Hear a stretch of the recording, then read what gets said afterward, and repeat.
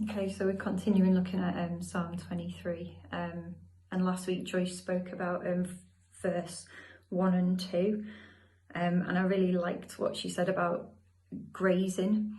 Like cows, they don't just have like, okay, it's breakfast time, now it's not breakfast time, but they just continually munch away, and it's like we get to graze, we get invited to graze in his presence and graze on him and graze on his word, and there's no limits. Like, we're always totally welcome in his presence. So I really love that idea of grazing that Joyce mentioned.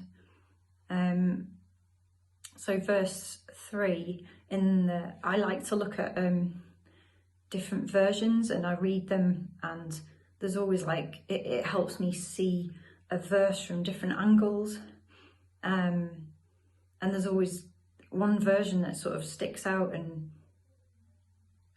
really speaks to me. So the New Living Translation goes, "He renews my strength. He guides me along right paths, bringing honour to his name." The Message version says, "True to your word, you let me catch my breath and send me in the right direction."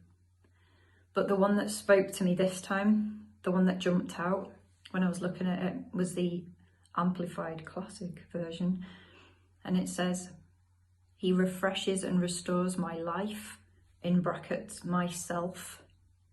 "He leads me in paths of righteousness, uprightness, right standing with him, not for my earning it, but for his name's sake." I'm just going to really stick to the very first bit because that's what stood out for me. So he refreshes and restores my life, myself. And I just want to focus on the word life. And I feel like it's not just that he gives me a nice rest, like he gives me a weekend, he gives me a holiday so I can have more strength to just get on with life, to get on with work.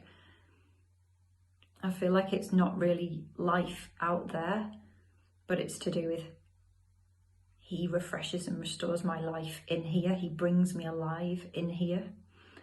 And I am discovering that he's really bothered about my heart, about who I am, and about bringing me fully alive.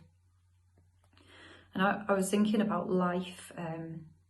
What is it? I mean, I feel like actually we don't know so much about it, and he knows all about it. So, you know, Joyce talked about it, everyone's talking about it in lockdown. It's as if there's different degrees of aliveness. You know, we talked about lockdown was like life on pause, off the treadmill. And it's as if it, depending on our circumstances, if we had more time off, it helped us to get back in touch with life. We came to realise, we got reminded a bit of what was of worth, what was really valuable, quality time with family, friends, slower pace, rest, appreciating, being thankful, creativity, simple things like baking, not that I did any of that, but some people did, art, music, exercise, appreciating outdoors, nature, realising that we're not just made to be productive and functional, but to enjoy, express what makes us unique. I feel like, yeah, we can sometimes end up living at a distance from life, and his invitation to life goes so much deeper. He's really interested in my heart.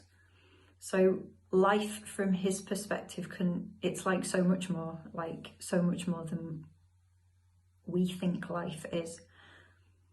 And I suppose that makes sense because he's the one who created life. He's the one it all comes from.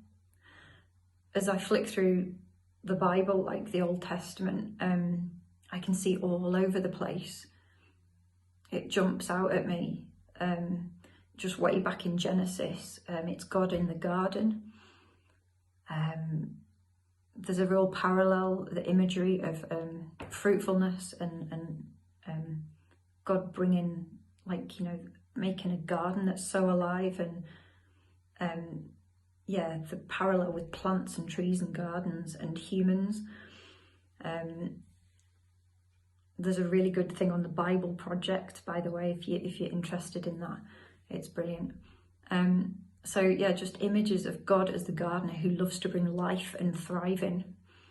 And in the same way, he longs to and loves to bring us alive. Just life all over the place in the Bible. It makes me think of Matthew 11, which I've got